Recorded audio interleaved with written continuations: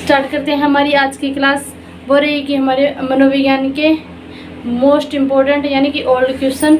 हमारा first question रहेगा कि कौन सा अभिप्रेरणा का घटक नहीं है। निम्न में से कौन सा अभिप्रेरणा है उसका घटक नहीं है। तो देख लीजिए, अंतर्नोद जिसे हम प्रणोद भी कहते हैं, चालक भी कहते हैं। सेकंड है आवश्यकताएं। तीसरा है हमारा प्रोत्साहन या लक्ष्य। फोर्थ है हमारा रिटर्न टू स्मृति। तो देखो कि अभिप्रेरणा है उसके ये क्या है, सोपान भी कहते हैं हम इसे, इन्हें घटक भी कहते हैं। तो सबसे पहले आवश्यकता, अंतर्नोद और प्रोत्साहन, ये तो इसके क्या है घटक है। लेकिन क्या है रिटर्न स्मृति, रिटर्न स्मृति क्या है इसका रहेगा सही आंसर कि रिटर्न स्मृति है वो अभिप्रेरणा का घटक है नहीं है। नेक्स्ट है हमारा किसके अनुसार प्रेरणा सीखने का राजमार्ग है। किसके अनुसार, तो देखते हैं ये किसकी परिभाषा है। देख लीजिए, अभिप्रेरणा के लिए प्रेरणा को किसने भी सीखने का राजमार्ग बोला, तो वो है हमारा स्किनर मनोवैज्ञानिक है। गेट्स और शेफर थॉमसन ये नहीं है, यह है स्किनर। अभिप्रेरणा एक वह प्रक्रिया नहीं है जो, देखते हैं हम इनके आंसर में कौन सा इनमें मैच होता है कौन सा नहीं होता है। व्यवहार को अर्जित करती है और उसे बनाए रखती है, ये राइट है भाई, ये ऐसा करती है। व्यवहार को निर्देशित और नियमित करती है। व्यवहार को भी जब मोटिवेशन होगा तो इंसान कुछ न कुछ कार्य करने के लिए प्रेरित होगा और लक्ष्य प्राप्ति तक कार्य करता रहेगा। लेकिन व्यवहार को प्रत्यक्ष से अवलोकनीय बनाती है, ये नहीं करती है, ये इसका है रॉन्ग आंसर। व्यवहार को चयनित और लक्ष्योन्मुख करती है, हाँ जी करती है, बिल्कुल करती है। सशक्त अभिप्रेरणा सीखने का प्रभावशाली घटक है। सशक्त अभिप्रेरणा सीखने का प्रभावशाली घटक है। इसमें बालक स्वस्थ रहता है, नहीं ये नहीं है। ध्यान करता है, ध्यान भी नहीं करता है, ना स्वस्थ रहता है। इसमें बालक क्या कि सशक्त अभिप्रेरणा में सीखने का प्रभावशाली घटक है, तो वो होगा कि इसमें बालक वो शीघ्र सीखता है। नहीं तो इसमें स्वस्थ रहता बालक, नहीं ध्यान करता है, नहीं प्रसन्न रहता है। इसमें बालक क्या है कि शीघ्रता से सीखता है।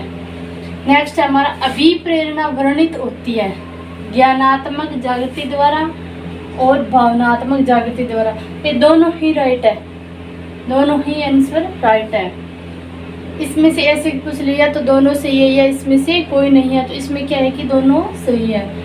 अधिगम तक पहुंचाने के राजमार्ग को कहते हैं कि अधिगम यानी कि कोई चीज़ हम सीखने लग रहे हैं उस तक हमें पहुंचाने का राजमार्ग है, तो वो कौन सा है कि मोटिवेशन यानी कि अभिप्रेरणा है।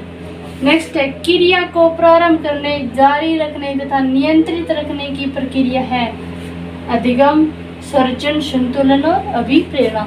तो कोई भी क्रिया है उसको प्रारंभ करना, जारी रखना और नियंत्रित रखने की प्रक्रिया है, तो वो कौन सी है, अभिप्रेरणा है। इसका आंसर कौन सा होगा, फोर्थ रहेगा, और इसका भी फोर्थ रहेगा, इसका दोनों ही है, और इसमें क्या 3 है। नेक्स्ट हमारा कोई भी आंतरिक कारक अथवा अवस्था जो क्रिया प्रारंभ करने तथा बनाए रखने की प्रवृत्ति रखती है, तो वह कहलाती है अभिप्रेरणा।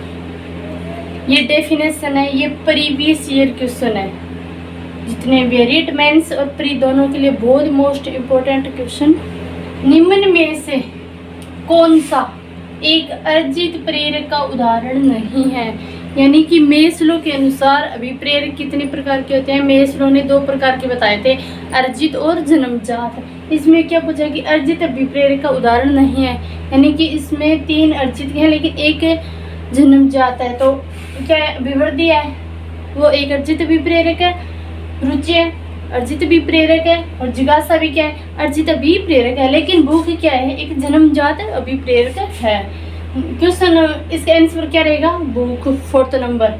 नेक्स्ट क्वेश्चन है कि निम्न में से कौन सा उदाहरण अर्जित प्रेरक का है, यानी कि अर्जित प्रेरक का है, जन्मजात का नहीं, अर्जित प्रेरक का पूछा है। तो भूख क्या है, एक जन्मजात अभिप्रेरक है, और विश्राम भी क्या है, जन्मजात अभिप्रेरक है, यानी कि आराम, ये हमारे जन्मजात खूबियाँ होती हैं। लेकिन पुरस्कार और जिज्ञासा क्या है, एक अर्जित अभिप्रेरक है। नेक्स्ट रहेगा कि अभिप्रेरणा के संदर्भ में भूख है, भूख क्या है, एक भूख क्या है, अभिप्रेरणा के कितने सोपान है? 3 सोपान है। आवश्यकता, अंतर्नोद जिसे हम प्रणोद और चालक भी कहते हैं, जिसे आवश्यकता होगी नीड, और अंतर्नोद, प्रणोद और चालक, इसको क्या कहते हैं? हम ड्राइव कहते हैं। और नेक्स्ट रह गया कि हमारा गोल यानी कि लक्ष्य या प्रोत्साहन। जिस इसमें भी भूख पूछा है कि भूख क्या है? भूख क्या है? अंतर्नोद है। भूख क्या है? ड्राइव यानी कि चालक का कार्य करती है। हमें आवश्यकता किस चीज़ की होती है? भोजन की होती है। भोजन क्या हो गया? आवश्यकता।